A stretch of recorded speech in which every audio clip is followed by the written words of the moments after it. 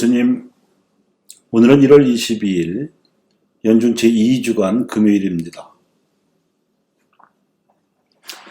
그리스도인의 정체성에 대해 언급한 제2차 바티칸 공회의 가르침 중 세 번째는 왕직입니다.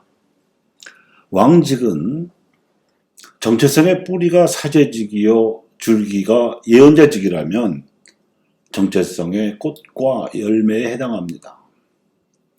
세상의 왕들은 백성을 억눌려 다스리지만 예수님께서는 섬기러 오셨으므로 그리스도의 왕직이란 말은 내용상으로 종의 직무 또는 봉사 직무란 뜻입니다. 이와 관련하여 예수님께서는 제자들에게 이렇게 가르치셨습니다. 너희도 알다시피 다른 민족들의 통치자들은 백성 위에 군림하고 고관들은 백성에게 세도를 부린다.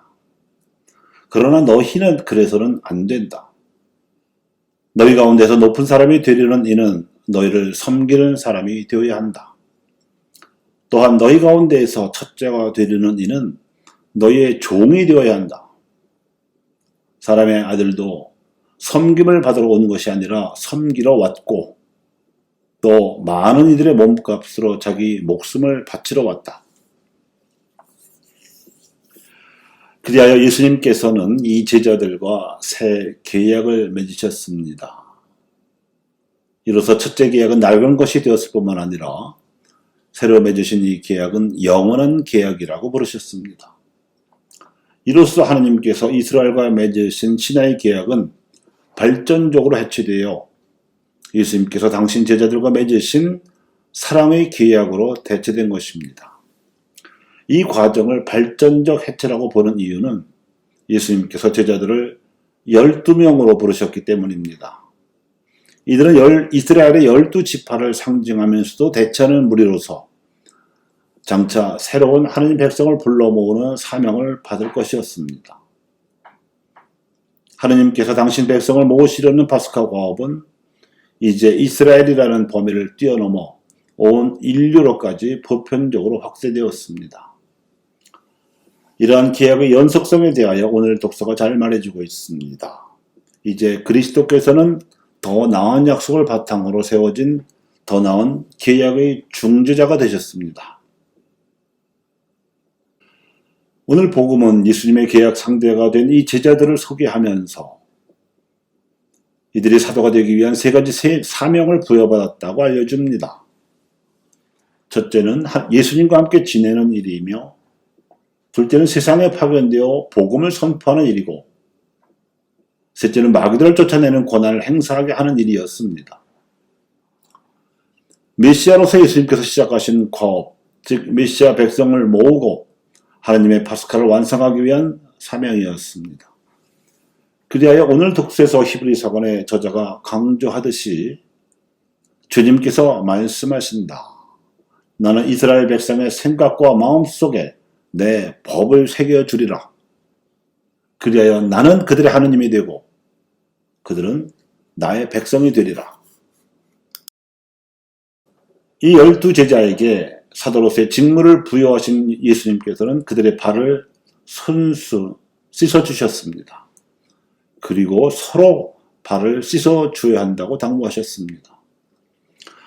이는 실제로 발을 씻어주라는 뜻이 아니라 서로 섬기라는 뜻이었습니다.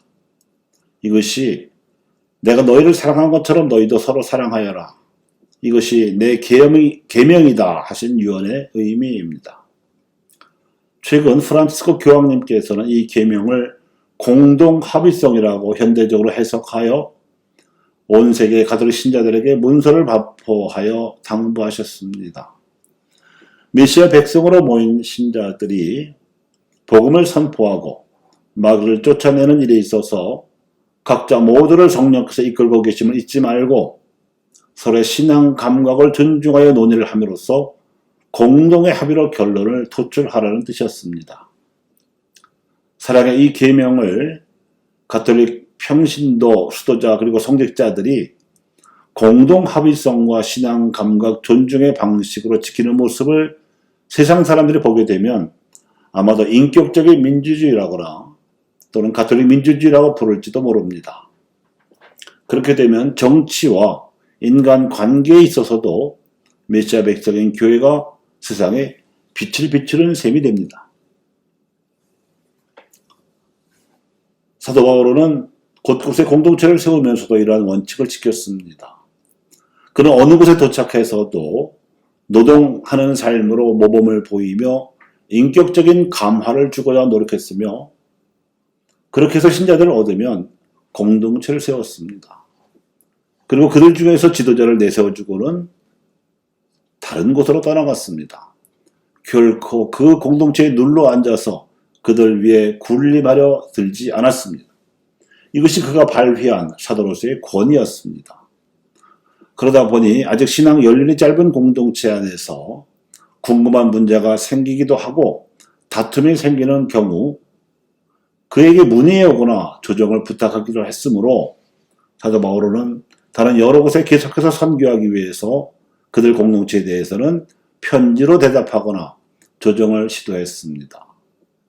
그의 많은 사목사관들이 이렇게 해서 생겨난 것으로서 그가 신앙 공동체들을 인격적으로 건설했다는 흔적입니다.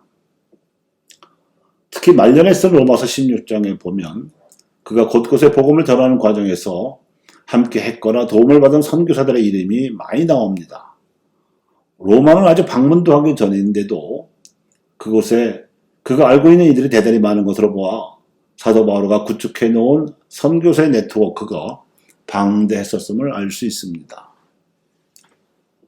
교우 여러분, 세상에서는 혈연, 지연, 학연 등에다가 이해관계를 도모하기 위한 인맥이 인간관계의 대부분입니다만, 메시아 백성은 복음적 가치를 지키고 관철하기 위해서 복음적인 인맥을 만들 필요가 있습니다.